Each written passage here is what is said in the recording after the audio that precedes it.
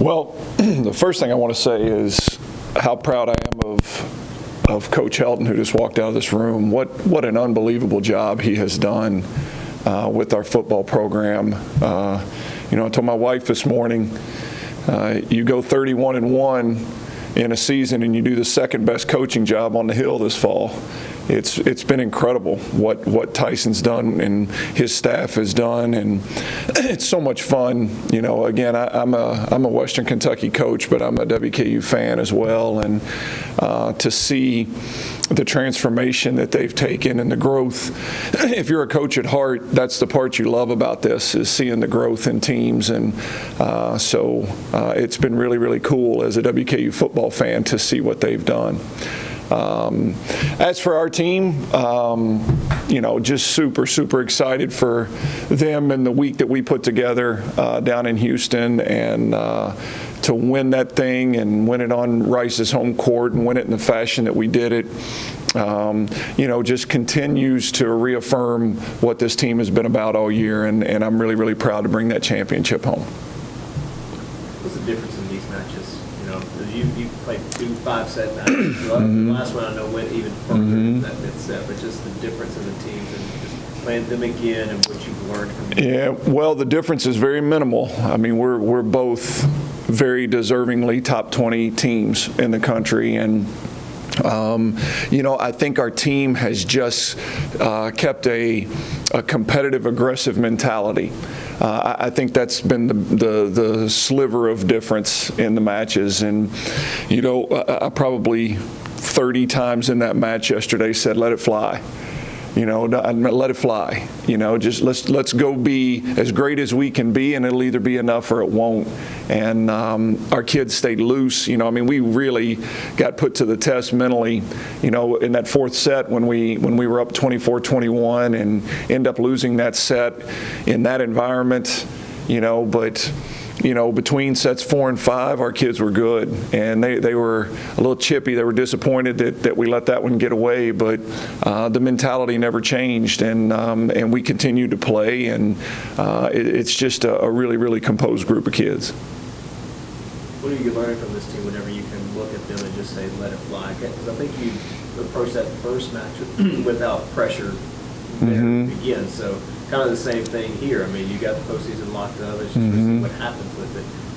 When you can look at it and just say, let it fly, just go out there, nothing. What do you learn from it? Well, this is something I thought about on the flight home yesterday. We don't have a lot of super demonstrative kids on the court. Sophia Serino's a pretty outwardly competitive kid on the court, but, we've got a lot of kids like Lauren Matthews and Kaylin Jackson and Nadia Judene, and, these kids are quieter kids, but when you get to know them, you understand that they're fierce competitors.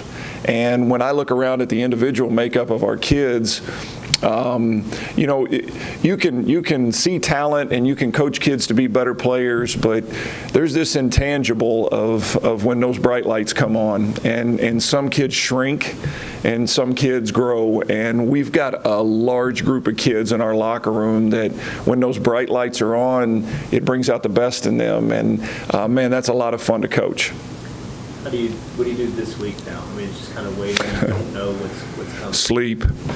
That's the first thing we do. Our kids are smoked and I'm smoked, and we've been going really hard, day after day after day. And, we went from playing twice in a week to 3 times in 3 days and in a competitive environment. And so, we're giving them a day off today. They'll come back tomorrow. We'll practice tomorrow and Wednesday, and then we'll let them go home and hopefully eat a moderate amount of turkey and all the rest, and then we'll bring them back probably Saturday and get a couple practices in before the selection show on Sunday night. So they really do, all joking aside, just need to get their legs back under them a little bit, and emotionally be able to come back a little bit too. And so, to be honest, a lot of people think this holiday break maybe is a bad thing going into the NCAA tournament, but I actually think it'll be really good for them to just be able to decompress and be at home with their families for a little bit.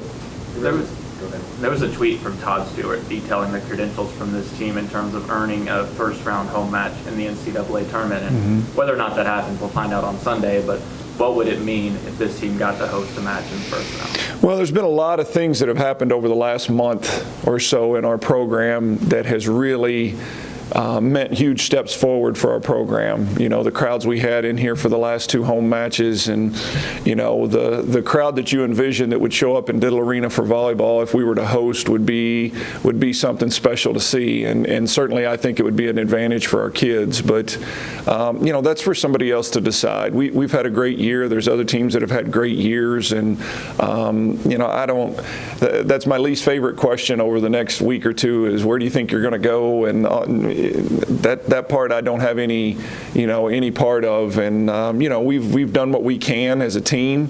Our administration's done what they can in terms of putting in the bid and all that. And you know, there's a lot of moving parts in that thing. And do I think our team deserves to? Sure.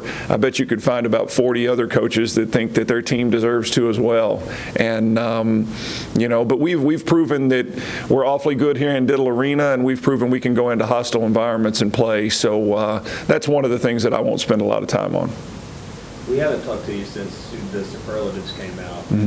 4 of the 6 for the year, Coach of the Year, Lauren, Nadia, and Paige. Just your thoughts on just not sweeping it, but, you know, getting a good majority of those and just what. Well, I think team success breeds individual accolades, and I don't think there's ever been a year where that's been more true. And you know, every kid absolutely deserved the honor that they were given, but it's the success of our team that's allowed that to happen. And I think there was no time that was put on display more than in this tournament this weekend. You know, Katie Eisenbarger had a fantastic Conference USA tournament. Kid hit over 500 for the tournament.